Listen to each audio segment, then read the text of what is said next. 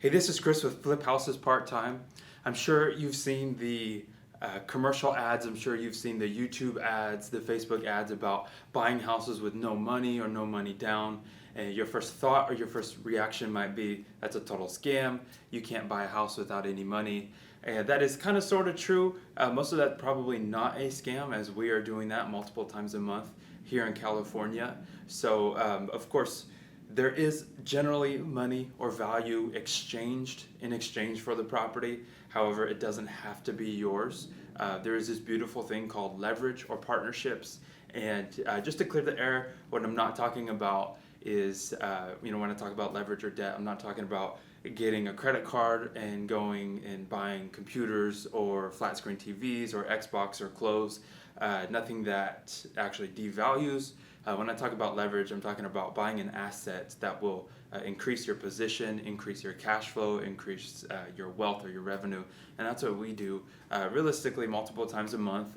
We'd love to say we do it 10 or 20 times a month, but we're not there yet. We're still flipping houses part-time, but we're doing about 2 or 3 fix and flips a month, plus the wholesales and listings on top of that. So I wanted to dive in real quick, show you guys what we're doing here, how we are buying houses with literally no money out of pocket. We don't put up money for the purchase, we don't put up money for the rehab, and wanted to just quickly go over that, basically give you a 10,000 foot view of how we do that. And one of the key components to that, of course, is your type of financing. So I'm going to just go over a few of those. All right, so this is how flippers like myself and some other people do it. Landlords can do it as well. If you've ever heard of the BRRRR strategy, that's buy, rehab, rent, refinance, repeat. You can do it the same way instead of fix and flipping. You just buy it, do all that, and then refinance out and do it again. But some key components and the type of financing that you would get in order to buy houses with no money out of pocket is, of course,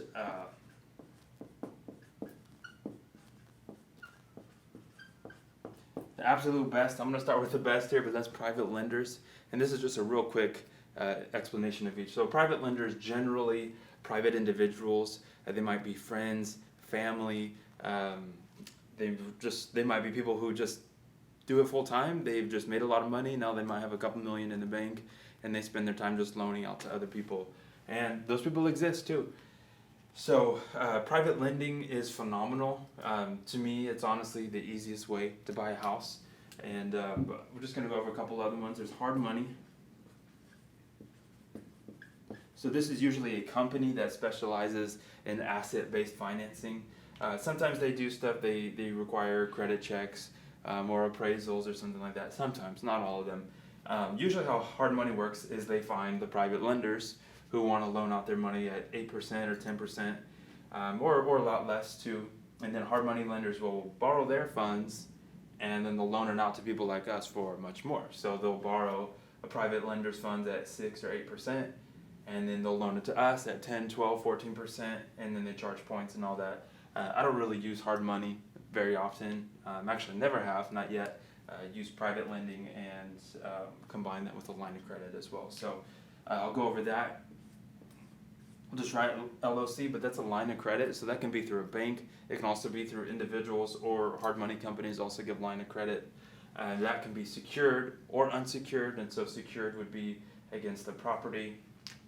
And this is really beneficial too. A lot of flippers that I know have line of credits of $2, $3, $5, $10 million at a bank, where they can just tap into that at any time to purchase a property. And then you have a great way, if you're just getting started, is a JV, which is short for joint venture. So the first couple fix and flips, that's how I did it. I was wholesaling, and finally I got a deal that had a lot of meat on it, and took it to really another fix and flipper and was like, hey, I don't want to wholesale this out, I want to flip it. I don't have the funds, I don't have private money, and I don't have experience managing the contractors and selling the property. So he brought in his funds. He funded it 100% on the purchase, funded 100% of the rehab, and we were 50-50 owners. So what happened was, once we sold it, he got 100% of his investment back, and then we split everything 50-50. So if you're just getting started, this is a phenomenal way to start flipping houses. Yes, you're going to make a lot less than if you were to go through any of these other routes, but the awesome thing is you can go on title. So if you joint venture on a handful of deals, now you have an actual reputation. You have something to show where you can actually sit down with people and show them, look, here, I'm on title on these, or this is what we did. You see, my name is on this deed. We bought it at X, we put X into it, and we sold it. And this is all confirmed through a public record. So that can be a great way. And then another phenomenal way, this is owner carry / subject to, which subject to is subject to the existing mortgage. So I'm going to kind of group those together, but say a property is owned free and clear, you want to buy it for 90 grand, seller stuck on 100 grand, you're going to say, okay, Mr. Seller, I'm going to give you 100 grand, but you are going to carry that note for 6 months. So basically the owner becomes the bank, and their 100 grand would then be secured against the property as a first deed of trust, or second, depending on what other loans are there. And then you take title, and then of course you are responsible for the rehab. So again, you can bring in any of these for the rehab funds. Subject to, say you're going to buy it for 100 but they owe 70, so that $70,000 in debt would remain in their name, but then they take that $30,000 as a note against the property, and then however you want to rehab it as well. So that's a great way. I haven't tapped into owner carry yet. I know a lot about it. I've been looking into it, and it's good for people who your offer might be 10 or 20 grand off, and it doesn't, maybe the numbers just don't make sense for you to bring in your own cash or to bring in any of these other lenders and pay a higher interest. Owner carry can be great, and even for rentals as well. So that's really the gist of it. Most of these will probably take a first deed of trust, which, if you're not familiar with the first deed of trust, is basically the order of liens on a property. So the first position would get paid first if the house were to sell, second gets paid second, and so on and so forth. And you can literally have an infinite amount of lien positions in there. And then let's talk about sources. These are the sources of private money, hard money, all of that. So this is mainly, hard money is really easy to find online. Line of credit, that could be through banks, individuals, that's pretty easy. Joint ventures, you can find fix and flippers that are also in the market. Owner carry, obviously the source is going to be the owner that you're talking to. But we're going to talk about sources. Private lenders, number one way is friends and family.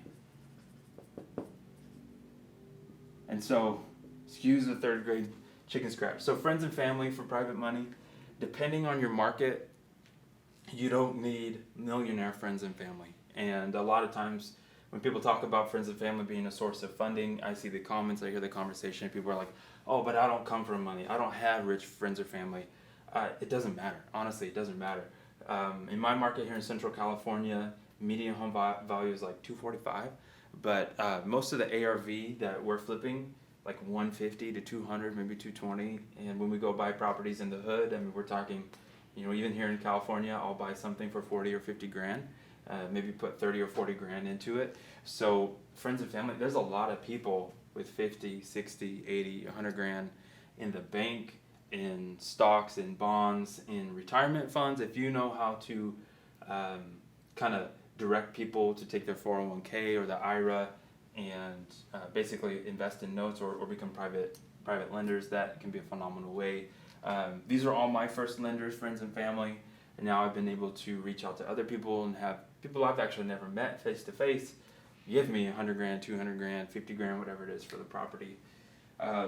So friends and family, your network, if you know real estate brokers, business owners, even networking events, so like meetups,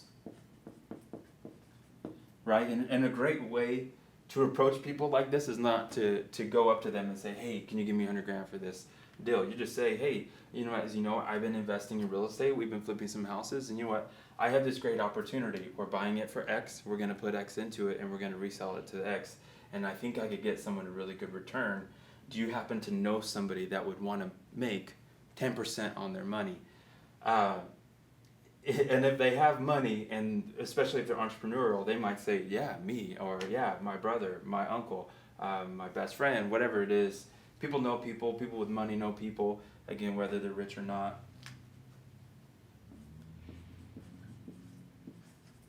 And then another great way is through tax records. So if you're looking at comps and you see properties that are flipped or properties that were bought at a really low price, generally you can see if there's a mortgage, you can see who the lender was, right? So instead of it saying Chase Bank is the lender, it might say John Smith or it might say like Smith Family Trust. Well, now you know whoever that lender was most likely a private lender. So if you know, if you can find their mailing address or just pull that deed of trust, you can get in contact with them. Of course, I'm not going to dive too deep into that because I don't want you to break any SEC regulation or anything like that if you're not licensed in certain ways. I'm not an expert in that, but I do know we find some of our lenders through tax records by just looking at who's lending to other fix and flippers who are really our competition.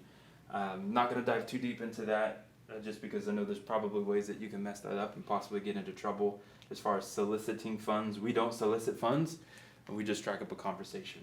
And that's as far as I'm going to get into that. But number one key in really being able to partner with people, being able to get people to lend you money is your reputation, if you're trustworthy, your knowledge, your experience.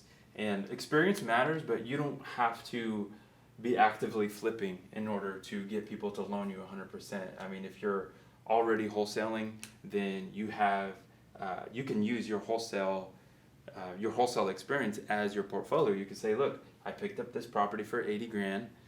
My investor put 30 into it and they sold it for 140 or 150 or whatever that's going to be.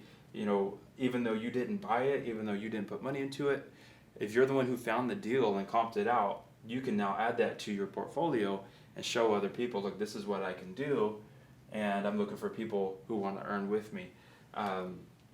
So if you're trustworthy, honestly, I hear a lot of people say things like, oh, I'm making moves silently. Why would you talk about what you're doing? I want to make my moves silently so people don't know what I'm doing. Honestly, I think that's dumb. For me, I am introverted, I am reserved, I do hold back, but I do post some stuff on Facebook. I post about the deals that we buy or that we wholesale.